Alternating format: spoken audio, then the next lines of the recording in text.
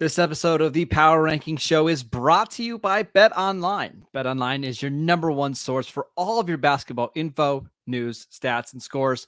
Get the latest odds and lines and the latest matchup reports for this year's NBA playoffs. Bet Online is your sports intel headquarters this season, as they have you covered for all of your insider sports wagering needs, from basketball to MLB, NHL, golf, UFC, and boxing. It's the fastest and the easiest way to get your betting info, including live betting options and your favorite casino and card games available to play right from your home.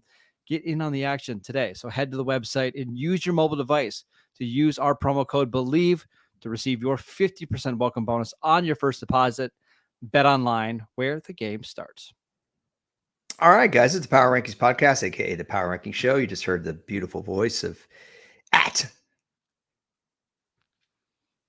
Marcus_Mosher. Hello, sir. Just so you guys all know, two things. One, Marcus loves to argue, and he'll ask me an innocent question about sports or politics or whatever. And me being like, I try to look at the both sides of everything. I'll go look up, what he asked me to look up, one of his conspiracy theories or something. And then I end up in a deep hole, which happened to me yesterday. And I went down this deep rabbit hole to find out if what he was worried about was true. And then I end up with Ryan Reynolds not wanting the striker for the soccer team he owns to take his shirt off in front of his wife. And I was like, okay, I think it's my time to bail on this whole, I don't know how that's where I ended up. Yes. So I lost like an hour and a half of my day yesterday with Marcus Mosher nonsense. Won't be the last second time. thing is, what's that? It won't be the last time you have to do that. Second thing is, we didn't discuss what we were going to talk about for this podcast. I just came up with something that I thought was kind of interesting. And it's something we really don't ever dive into on our podcast. We'll mention it in passing, but we're just not this kind of podcast. We're not this kind of football podcast. But if you guys know Marcus, or me, okay, so my favorite things are I love talking defense. I love talking NFL history. And I really love talking NFL theory in general, team building, changing states of the game. Marcus loves that topic too, I should say. But in his top three, I would say are draft 1, analytics 2, and this topic 3. And we don't ever discuss it. Hardly. What do you think we're going to discuss? We're talking trades? No. Oh my gosh. You host a whole podcast on this topic. Cowboys. Fantasy. No, he still gets it wrong. Fantasy football. We never do fantasy on this show. I don't think, have we ever had a fantasy podcast? No, I don't think so. This is going to be our first, because I was thinking about, as we're getting into close to the summer here, and people are starting to think about their fantasy leagues and their fantasy drafts. And there are some leagues that draft earlier than others. And I started thinking about, like, who are 5 real value buys in fantasy? And then I thought, well, who are 5 stayaways in fantasy too? So I made a list of both. So obviously you have no idea who any of these are, but you had this funny look on your face, like, are we really going to talk fantasy? No, it's funny because I've been doing these drafts on my phone the last couple of weeks, and I actually have a fantasy draft tomorrow that I have to go to. So it's perfect. So you may not agree with any of these. Now, guys, I am not an experienced I shouldn't say I'm not an experienced fantasy player. I was on a major fantasy football show I think I was on Fantasy Live for 7 years, something like that.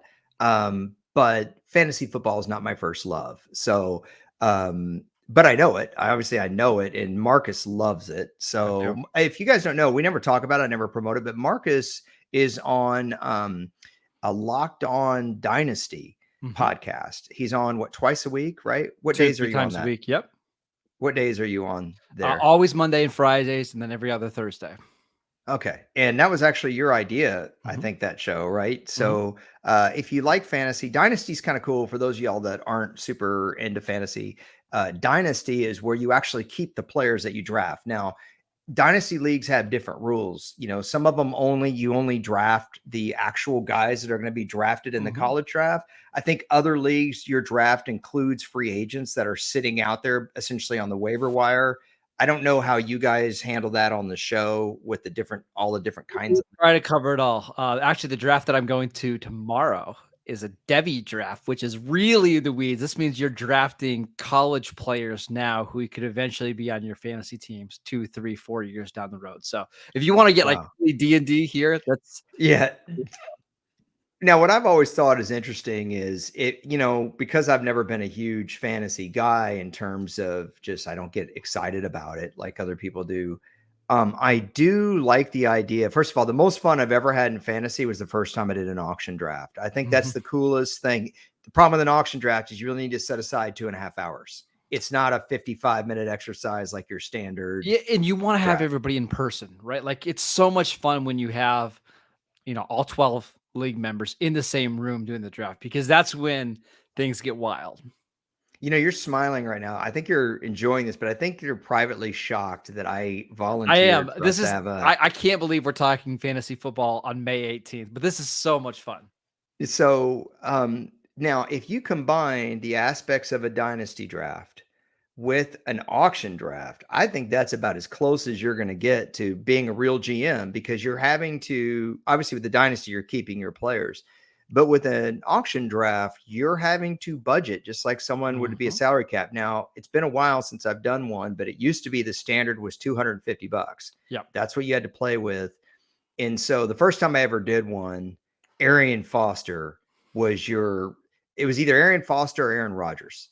People drafted Aaron Rodgers first because he actually used to run for a few touchdowns on top of his ridiculous passing numbers. Yep. So if you're getting 3 or 4 rushing scores on top of passing, or it was Arian Foster because everyone thought he was going to lead the league in rushing, and you were paying $64 and up, I would say, out of your 250. And I learned a lot doing those drafts, and I won't deep dive too much, but I think in an auction draft, your best strategy is get 2 stars and then have a strong roster. If you just have a strong roster, but you don't have any absolute stars, you're not going to win the league. Yep.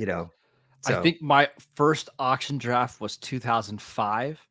And I remember because our cap was $200 and LaDainian Tomlinson went for $115. So, jeez. And I mean, honestly, it was kind of worth it. You had LaDainian Tomlinson. He was like a cheat code. So auction drafts are great because what's so cool about them is if you do just a regular snake draft, for the most part, the first and second round is going to look pretty much the same, right? Like the same players are going to be kind of slotted in. Yeah.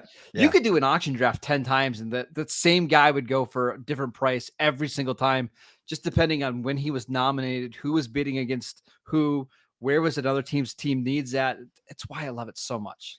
Yeah. Again, if you haven't done an auction draft, when you go in quote order, what you're doing is nominating a player. You're putting a player out there on eBay, so to speak, to see what somebody's going to bid. And a lot of times you'll throw a player out there that you're not interested in. You just want to drive people to, oh gosh, I got to get him now. Yep. And there's always somebody left. I remember when Victor Cruz was super productive. He ended up going for like $12, which was a steal. He should have gone for $30-something. But because all the receivers were off the board, somebody waited to throw him out at the very end, and hardly anyone had any money left. So it was just down to 2 people to bid, and he went for $12. It's fantastic. So much fun. Right. So there was one other thing that I wanted to say about this, doggone it, and I lost my train of thought. But auction drafts are fun. Dynasty drafts are really unique. Catch Marcus's podcast. Well, it's not your podcast, but is it called Locked On Dynasty? Locked On Dynasty Football with Matt Williamson, Ryan McDowell, and Kate Magic. It's a lot of fun. Okay, so that's pretty cool. So fantasy, again, not my biggest thing of all time, but I thought about 5 bargain buys and 5 guys you stay away from. Yeah. So I'm going to roll these guys out here. I'm not going to spend a lot of time. I really want your reaction to these. I'll just give you a brief reason. Okay. So I'll start with, since we've been so negative the last 2 weeks, I'm going to start with the positive Perry stuff. Number 5 is a guy we actually mentioned on our podcast yesterday, albeit very briefly. I wanted you to know if he would make your top 100 players. I've got Amari Cooper, number 5. Now, Amari Cooper had over 1,100 yards and he had 9 touchdowns. I would not expect to get more than 9 touchdowns this year. 9 touchdowns is an excellent year from a wide receiver, and touchdowns are you can't bank on them. The year Calvin Johnson had 1,900 yards, he had, I think, 5 touchdowns. Julio Jones was notorious for having some huge yardage and catch years with not a lot of touchdowns. But if you're in a 4-point PPR, which I can't stand, I hate PPR, but most leagues play it. I think Amari Cooper is going to catch a lot more balls than he did last year. I think he could catch as many as 30 more balls than he did last year. He caught in the 70s last year. I could see him catching 100 balls. I think Deshaun Watson plays better. What do you think of that? I really like it. Last year, there was so much going around with the Browns, right? It was Amari Cooper's first year there. Deshaun Watson really didn't do a lot in training camp and even the preseason. They had Jacoby Brissett for the first 11 games of the season. Then there was a quarterback change. I think everything is just way more stable right now for Amari Cooper. And right now in drafts, you can get him in the 4th or 5th round. And I think that's a big value. Jump all over that, man. Especially, you're talking about, most people seem to play 12-team leagues now, at least that I know. Yeah. You're talking about 4th round pick or the back end of the 4th round. You're talking like 46. Yes. For Amari Cooper, take it all day. Okay, number 4, I've got the Dolphins fantasy defense. You have to think defense. This is the one thing I used to drive home on Fantasy Live. I pitched our producers. I go, let me just do a fantasy defense television segment on Sundays, because so many people stream defenses and they're panicking. They didn't remember that their Ravens defense was on a bye that week. Do you remember that panic when you're oh crap? Because you always look at your defense last. It's at the bottom of your, on your platform. It's at the bottom. And it's the easiest thing to remember. We always know when Travis Kelce is on a bye and we have him. We prepare for that. Fantasy defense is the most overlooked thing in fantasy. Dolphins defense has Vic Fangio running that unit. They got David Long from the Titans. They got Jalen Ramsey this year. I don't know how you feel about Bradley Chubb at this point in his career, but they have him now as well. They've got a couple top picks on the defensive line, as in first-round picks. What do you think? I like to draft defenses that have a strong start to the season, right? That basically, you're going to be playing some bad offenses. And that's kind of the case for Miami. They start with the Chargers. That'll be more difficult, but then they play the Patriots and Broncos in back-to-back weeks. I don't think anybody's expecting those offenses to be very good. And you mentioned it. They're loaded with talent. They're always awesome at the beginning of the season because of the weather. I think this is a good call. And by the way, let's take week 1. I think week 1 is the least important week in fantasy, and you can't pay too much attention to it because week 1 is always wonky. So if you're like, oh, I've got the Dolphins defense, but I better go get one to stream, you never know. Atlanta could come out and score 52 points in week 1 and then lose their next 8 games. Like that's just the way it goes. With the Patriots and Broncos being your week 2 and week 3 games, I like that quite a bit. And then again, after they play the Bills in week 4, it's the Giants and Panthers. Like, I think you'll be okay. Get to a fast start in your season. And somewhere in there, you can still, I used to carry 2 defenses on my roster. People would be like, why are you doing that? I would carry one and then I would pick up one that I saw had 3 great weeks coming. Take them on the waiver wire. Okay. My third guy is James Cook, Buffalo Bills. Now, we talked about James Cook a few weeks ago. I think people are a little scared about him because he didn't have a big year last year, and they signed Damian Harris, and they've got Latavius Murray. All right, Latavius Murray at this point, he's had a great career. He has certainly gone way past what I thought he would late in his career. But at some point, Marcus, he's got to hit the wall. I mean, he's been in the league. This is like year 10. He's got a lot of carries. And Damian Harris has a lot more of a workload in his career than James Cook. James Cook was a rookie last year. This is a 22-year-old. He's very explosive. And I think Sean McDermott would like to do 2 things. 1, reduce the amount of turnovers from his quarterback. And 2, not have his quarterback be the primary running option anymore. Devin Singletary is no longer there. I think you can get Cook on the cheap. Yeah, so I'm looking right now at Underdog Fantasy in his ranking. He's being drafted like in the 9th round. Oh, come on. That's way too cheap. Last 7 games of the season, he averaged 6.04 yards per carry. Like, come on. Unbelievable. And the only competition is Damian Harris for touches, and he's just so much better. He's healthy. I expect him, we saw him last year have 89 carries. I would be shocked if he doesn't double that total this year. I will. My only concern with him, and why I'm not geeking out over him, is they still have Nyheim Hines on the team that can catch third down balls. And I do think Harris is a more physical back that they might use inside the 5. But at some point, you can't have Josh Allen being your thumper anymore, or you're going to have what happened to Cam Newton following his MVP season. So you've got to protect your quarterback. And Cam Newton still played pretty good football, but he got banged up a lot. All right, my number 2 is I got one more fantasy defense here because no one ever talks about it. The Lions fantasy defense. It's really easy to go, oh, come on, the Lions aren't going to do anything. There's a reason why they took the pass rusher they did so high in last year's draft. I talked to Chad Ryder. He thought he was the best prospect, most surefire prospect in the 2022 draft. He played pretty well as a rookie. Talk about Hutchinson. Also, they greatly improved their secondary. So if you've got a pretty decent front already, and now your secondary can hold the fort longer, they drafted the safety from Alabama you like so much. Ryan They picked up Branch. Cam Sutton in free agency.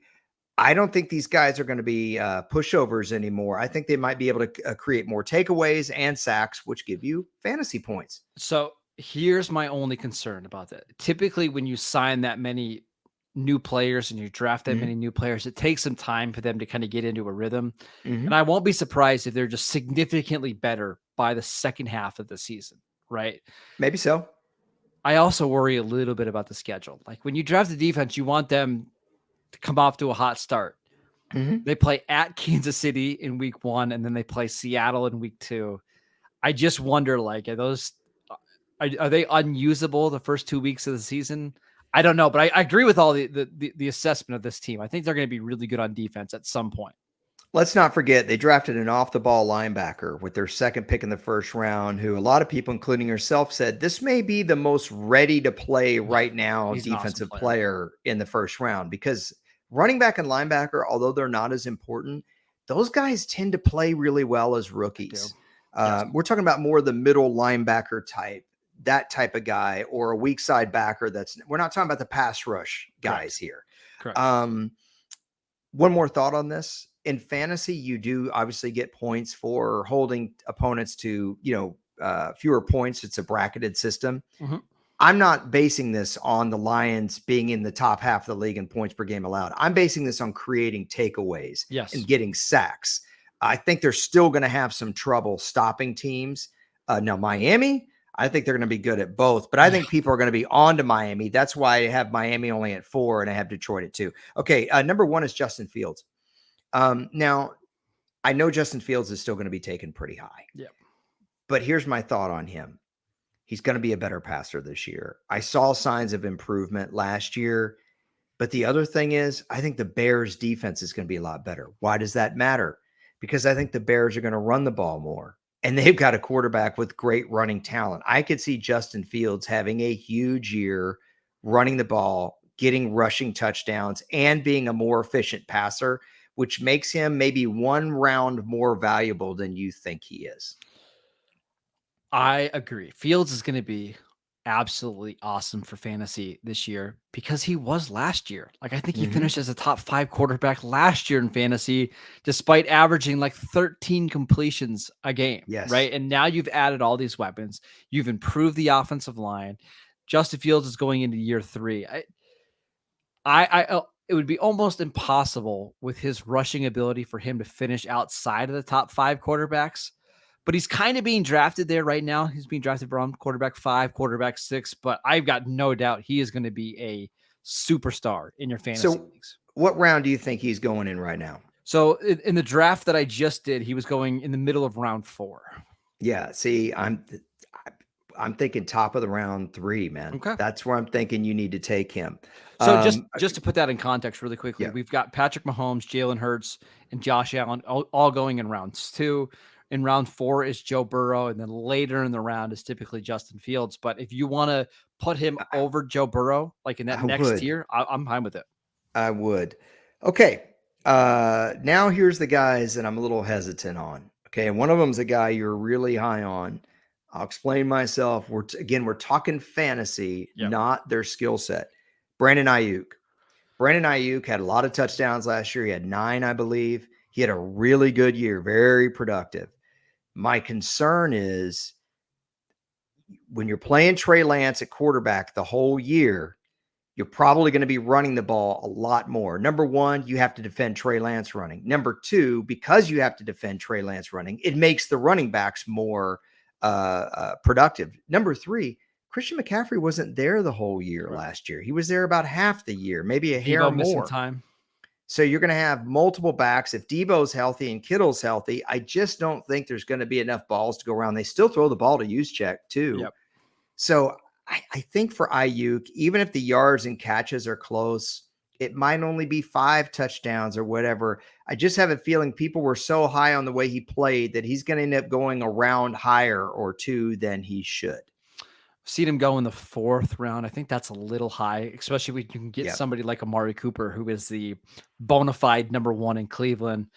But if you're getting him in rounds 5 or 6 to be like your number 3 receiver, I think that makes sense. But he is somebody that I don't want to overdraft because the upside's just not there. There's just not enough targets to go around in that offense. Again, touchdowns are fickle.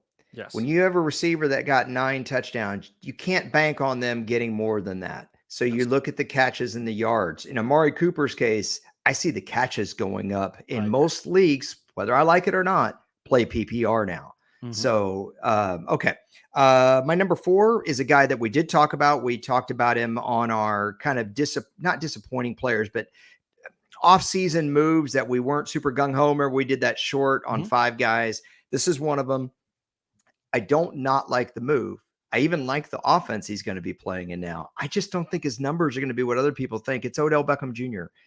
I see Odell Beckham Jr. having like 789, 4 or 5 touchdowns. That's yes, they're going to spread it out more. It's not Greg Roman, who you pointed out, running that offense anymore. Mm-hmm.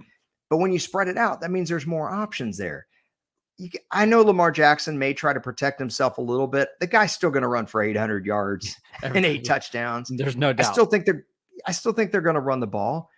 And this is a pretty good football team. Even if you're not super high on the Ravens, is 10 wins out of the question for the Ravens? No. Which means there's going to be games that they're trying to close out that they're not going to be, you're not going to get the Carson Palmer, Dwayne Bowe Memorial Fantasy points. That's what I always would call it. The garbage, at the end of the game. So would say Mike Furry. Yeah. So what do you think about my stat line for Odell Beckham? Am I too low? No, I actually was thinking that he could potentially get like 900 yards and 6 touchdowns, but you have no confidence at all starting him because 1 week he might get 11 catches or 11 targets, 8 catches for 90 yards and a touchdown. And the next week it's 3 for 27, right? Just if Baltimore's able to run the ball, I think he's going to be one of these guys that his year-long fantasy total is really nice, but there's just no week-to-week consistency at all. So I'm again, this is another one I buy into.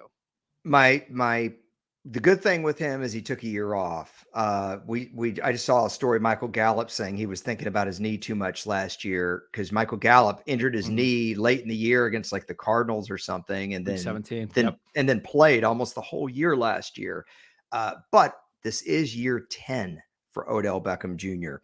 Okay, number 3, Jared Goff. I like Jared Goff a lot, but there's 2 problems here. Number 1, Jared Goff was lights out at home last year. He threw like 25 touchdowns at home. It was a big year. I don't know that the Lions are going to need him. I don't know how many track meets like they had against Seattle that they're going to be getting into. I think Dan Campbell actually is looking forward to his defense doing a little bit more so that he can utilize his run game. They got David Montgomery to kind of pound the ball. I just see maybe 4 or 5 less dropbacks for Jared Goff this year, even if his productivity is consistent with last year. And they're playing a tougher schedule. They're playing because they had a winning season. The other thing is he's already at a disadvantage because he doesn't give you any rushing production. And because he doesn't get a ton of passing touchdowns, there's just not a very high ceiling there. We should also mention no team ran the ball inside the 5-yard line more than Detroit last year. I got to assume with David Montgomery coming over, they're going to want to pound the ball when they get close to the end zone. So I think 25, 26 touchdowns with, 3,800 yards is very likely, but that's probably not going to be enough for you to start him in your 1 quarterback leagues. Didn't they draft a running back? Yeah, Jamar Gibbs. Yeah. So there you go. It just worries me. I hate saying that one because I do think Jared Goff's a good player, corner. Okay, number 2, Tony Pollard. I like Tony Pollard a lot, man. I love the way he plays. He's explosive, and I think everyone's excited about Tony Pollard because he's the bell cow back now. Well, There's a lot of things that come with being a bell cow back. Everyone wanted to run Ezekiel Elliott out of town. That's fine. Guess who did all the dirty work for the Cowboys? Ezekiel Elliott. Now you're not getting to run the ball on 2nd and 2. Now you're running the ball on 3rd and a foot when everyone knows you're getting the ball. Now, whether or not Tony Pollard could get the first down is not the question. I'm talking about the kind of hits and pounding that you take. He's coming off a pretty significant injury. It wasn't like an ACL tear or something like that. It was an ankle, wasn't it? High ankle? Yeah, it was a broken bone in his ankle. Yep. Broken bone in his ankle, but that game was in late January, guys, so, and gals. And so with Tony Pollard, I just worry about you taking him in your top 5 of your fantasy league. I don't even know that I would take Tony Pollard in the first round, Marcus, but I think he's going in the first round. Yeah, he's going late first round, early second round right now. And I understand it, right? Because even if the efficiency drops, which it will, he averaged 5.2 yards per carry last year. He's just not going to be able to continue that. But the touches should go way up. 232 touches last year, almost 1,400 yards. I've got to assume that he's going to, kind of creep closer to 275. And if he's getting that much work, it's almost going to be impossible for him not to be productive. But I do share some of the concerns about the efficiency dropping. How about just staying on the field? The other thing is, like, he had a really great circle route against, wheel route against Minnesota. It was a great throw by Dak, right on the money. One of Dak's best throws of the year in that blowout. Dak Prescott. Well, then you even say blowout in there, like, it was already over at that point. Go ahead. I am giving it. Oh my gosh. But I think Kellen Moore deserves a little bit of credit for those kind of plays. Are we going to see those kind of plays? And again, guys, it's really different, and gals, it's really different running the ball on 2nd and 4 than it is on 3rd and 1. And so we'll see how they use him. Again, this is one of those deals like Justin Fields. I said, draft him 1 round ahead of where you think. I'm saying draft Tony Pollard 1 round back of what you think. So I'm thinking he's a back end of the 2nd round pick. You get him there, that's a fantastic value. Yes. To me. Yeah. Pick 19, something like that. Okay. Number 1, Aaron Rodgers. I don't think Aaron Rodgers has lost it. It's not about that. It's more about that I don't see the Jets wanting Aaron Rodgers to be a 5,000 yard passer with 40 touchdowns. I think the Jets, Breece Hall's coming back. I think Robert Saleh is going to want to play good defense. He has a good young defensive nucleus. They don't want to win games 37-31. They want to win games 24-20, 24-17. I think they're going to be looking for a balanced attack. The Jets' weapons are pretty decent, but do they blow your socks off outside of Breece Hall? I can't say that. And then there's the age question with Aaron Rodgers. So I don't think Aaron Rodgers is going to be bad. I just think he might be better in a football sense than he is in a fantasy sense. And remember that fantasy points are based off of volume and touchdowns. And as great as Aaron Rodgers has been over the course of his career, he hasn't had a 300-yard passing game in his last 22 starts. Kind of shocking. And if you look at the end of last year, he didn't have a 250-yard passing game in his last 12 starts. And with you mentioning the Jets defense, we think they're going to want to run the ball, and he gives you no rushing production. I think it's fair to just assume he's not going to be a top 12 quarterback in fantasy because he hasn't been one in the last 3 years. I don't think now that he's getting older, all of a sudden it's going to get better. Kirk Cousins has outscored him in each of the last 3 seasons. I expect that to be the same. Yeah. And again, for those of you that aren't big fantasy players, just to explain a little bit, I know a lot of you are like, yeah, Elliot, I get it. But, you can have a great season and not have a great fantasy season. Mm-hmm. You could be a highly efficient quarterback that throws 17 touchdowns and 3 interceptions with a 68, 69 completion percentage, 8.5 yards per attempt. That's a great year. That's a great year. Alex Smith. Yeah. You're going to have 110 passer rating, probably lead the league, or you're going to be doggone close to it. But that just doesn't, if you don't have the gross yardage, then you need the touchdowns. If you don't have the gross yardage and the touchdowns, then you need rushing yards. Aaron Rodgers at this point might give you 1 rushing touchdown. Okay, maybe 2 if you're lucky this year. Mhm. He's going to give you, how many rushing yards is Aaron Rodgers going to give you? 125? In his last 21 games, he has 119. Okay. How many rushing touchdowns did he have last year? 1. 1. Okay. You need that quarterback. If he's not a big yardage and touchdowns guy, so let's say your quarterback throws for 3,900 yards and 26 touchdowns. That's a good year. Mhm. But if they don't rush for any touchdowns and they run for 84 yards, there are a lot of quarterbacks that are going to outscore them. Well, and just to put this in perspective, if a quarterback runs for 40 yards and scores a touchdown, that is the same amount of fantasy points as a quarterback throwing for 150 yards and throwing 1 touchdown, right? Yeah. So we could see Justin Fields have 1 scramble, get 35 yards, and that's worth, And you know, score. Yeah. I was gonna say, just even if you just do it like a 35-yard rush is worth the equivalent of like 90 passing yards. That's why the rushing matters so much. And with Aaron Rodgers not having the passing volume and the rushing production, it's awfully hard for him to be fantasy relevant. Yeah. So standard scoring for a quarterback, 25 yards, you get a point. Okay. Mm-hmm. So quarterback has a 300-yard day. That's a great thing for you because you're getting 12 points, but they still need touchdowns. Yeah. A 300-yard day with 1 passing touchdown, which might be a decent day, is only 16 fantasy points in standard scoring. Let's say he doesn't throw any interceptions, but he fumbles on a strip sack. That's a -2. Now you're looking at 14 points. You get 14 points from your quarterback spot, you're losing in fantasy. Yeah. Although I will say last year was not a good year for quarterbacks statistically. Let's do that conversely with, let's take a Justin Fields game where he only throws for 165, a touchdown and a pick. Well, you're getting about 6.5 from his passing yards. Okay. You're getting 4 points for the passing touchdown. Okay. That's 10.5. Mm-hmm. The interception takes you down 2. So now you're only at 8.5 points. But here's the deal. If Justin Fields runs for 80 yards, you're already at 16.5. You've already beaten our other quarterback. If you throw a touchdown on top of that, he gets 6. Yeah. Quarterbacks get 6 if they rush for a touchdown. They only get 4 if they throw for 1. It's a big difference. Well, and just to mention you mentioned 80 yards as a cutoff, right? Mm-hmm. Justin Fields did that 8 times last year. He ran for 80 or more yards, right? Yeah. Take his best game. He had a game where he had 178 rushing yards and 2 touchdowns. I mean, you're talking right there like 30 points just based off rushing yards alone. So that's why it's so valuable and why it's so hard for those pocket passers only to be fantasy relevant. Yes, 80 yards is 8 points. You got to throw for 200 yards as a quarterback to equal that, okay?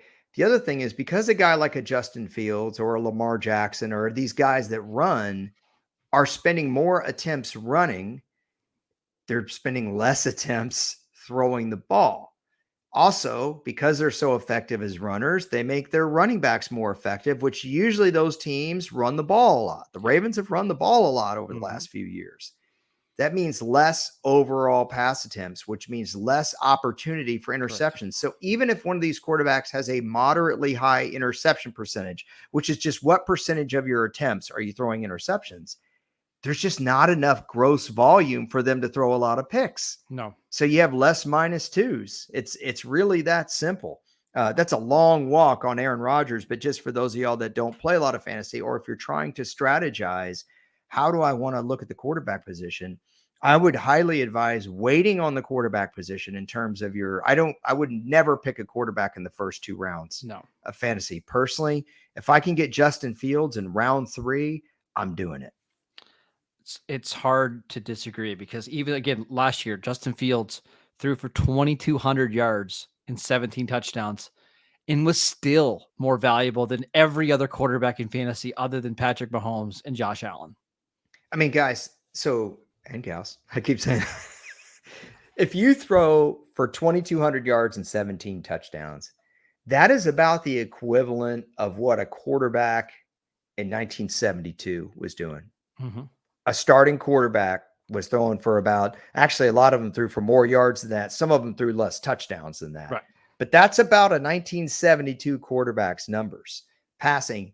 Yet, what did you just say? Justin Fields was what, third in fantasy points Third in last year? fantasy points last That's year. what I'm saying. And if you have the third ranked quarterback in standard scoring going in the fourth round, that is too low. It's too low. That's why he's a bargain, and I would jump all over that. Is this helping you prepare for your fantasy draft at all? Yeah, I think so. I mean, especially if you haven't been drafting at all, and you're just kind of starting to look at maybe a draft magazine that's coming out here in a couple of weeks or so that has some good articles in it. Yeah, I think so. You talking about Bob Harris's draft Yeah, you magazine? should check it out. Fantasy Uh, Diehards. yeah, you can check out Bob on Twitter. Great guy. Yeah, Love Bob. Want to ask you a strategy question since we're sure. talking fantasy. I love fantasy defense. I strongly believe in by round 12, you better be looking at your fantasy defense. Most people do defense and kicker last. Some people don't even draft a defense. To me, I want a stalwart defense that I can play 12 weeks of the season. Then I'll go pick up my kind of rotating defense because I like getting a clear advantage over people. Where would you draft the Dolphins defense? Fairly high because I do think they're going to be awesome. But this is my public service announcement every year. Get rid of your defense in your fantasy league and switch over to IDP. Now, you don't have to go full IDP.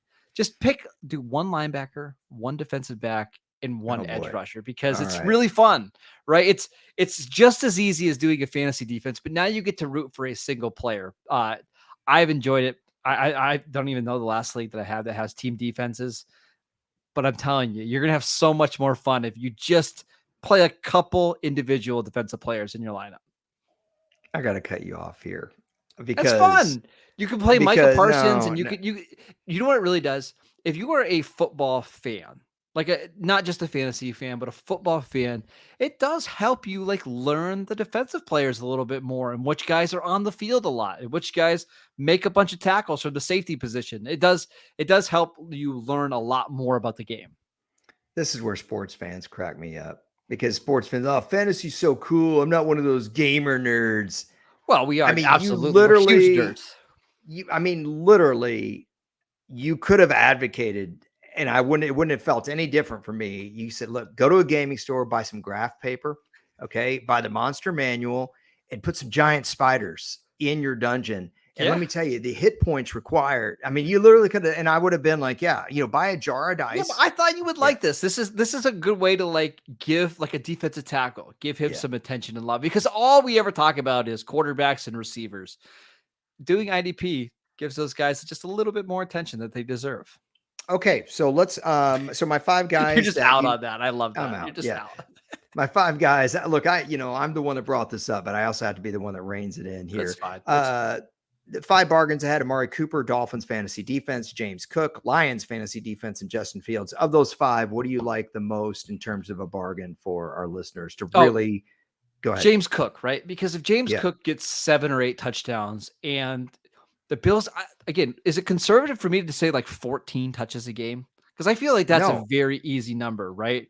Yeah. And if he gets 14 touches a game and he's averaging, 5 yards a touch, which again is very conservative, you're looking at 1,200 yards. And that's an RB2. He's going in the 9th round. Yes, that's an RB2 that you're getting in the 9th round.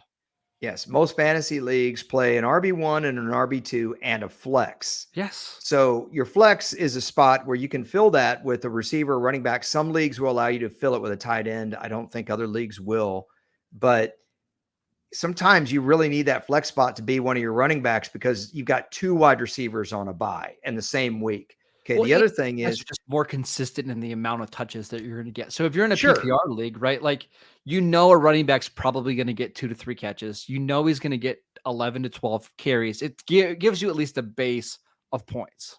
Yeah, I'm worried about the catches a little bit with him, but I'll say this. Most teams play just an RB1. They don't play a fullback unless you're the Niners or a couple other teams. Yeah. And even the Niners aren't playing use check on every down. Okay. Mm-hmm. In fantasy, you play 2 running backs, and that's why the fantasy running backs have the same bloated import to fantasy football that quarterbacks have a bloated import to real football. Okay.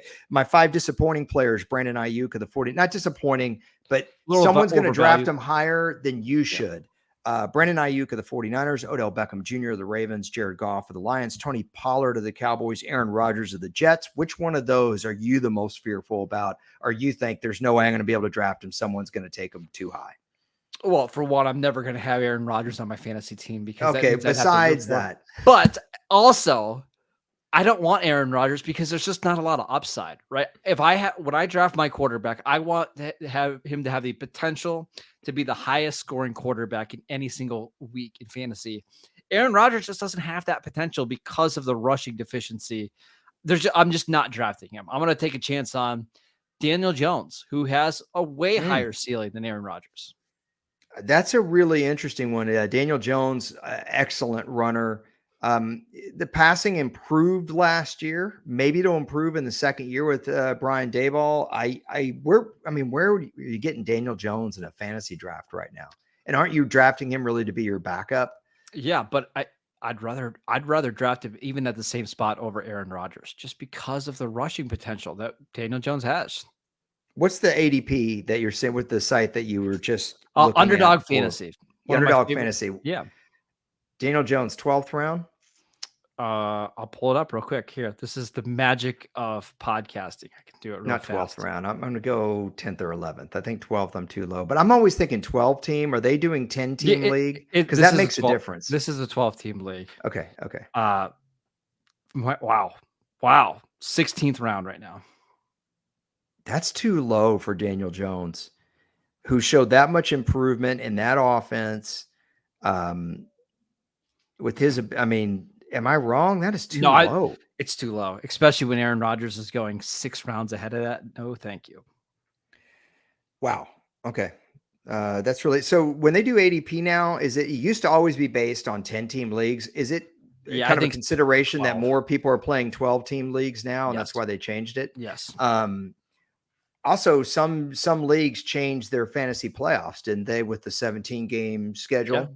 Yeah. Most it used to be weeks 14 to 16. Now it's 15 to 17, right? Correct. Yes. And I've also seen now in standard leagues, quote unquote standard leagues, because there are so many quarterbacks, you're seeing a lot of these leagues go to super flex or 2 quarterbacks where you could either start a quarterback in the flex or you have to start 2 quarterbacks every week. And you want to talk about a lot of fun. Try a 2 quarterback league.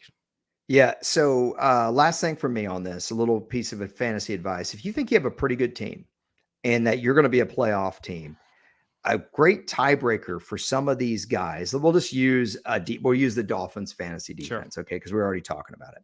So you're debating, okay, I'm at that point in my draft where I want to get a good defense. Look at weeks 15 through 17. If the Dolphins are playing the Panthers, Falcons, and Bucks in back-to-back weeks, take them because you're going to need that in your fantasy playoffs. It's a great tiebreaker. That's my last word on the podcast. Always look at the playoff schedule. Go. My last thing for fantasy is bet on upside, right? They don't give out awards for coming in second or third or ninth or 12th, but you get that trophy, right? Like I've got one behind me. You want to try to build the most unstoppable team. And if it doesn't work and you fail and you end up being 10th out of 12, who cares? But shoot for upside, shoot with guys or try to draft guys that have the highest ceiling because ultimately that's what's going to help you win a championship. Oh, that's a good final word. Remember, I always say he's a host of Locked On Cowboys, but if you like the fantasy talk, and we never do this, so just thought it'd be fun to do one, especially surprise Marcus with it. But catch Locked On Dynasty. You said you're on there every Monday and Friday and occasionally on Thursday. So part of the Locked On Network, which obviously has his Cowboy show. Marcus also covers the Raiders for USA Today, and sometimes he writes for Pro Football Focus. He is at Marcus_Mosher on Twitter. I am at Harrison NFL on Twitter, and we really appreciate you guys. We appreciate Bet Online, who sponsored this podcast. And we will talk to you guys probably Monday night. I'm guessing probably do a power ranking short and some other stuff. Talk to you later. Take care, everybody.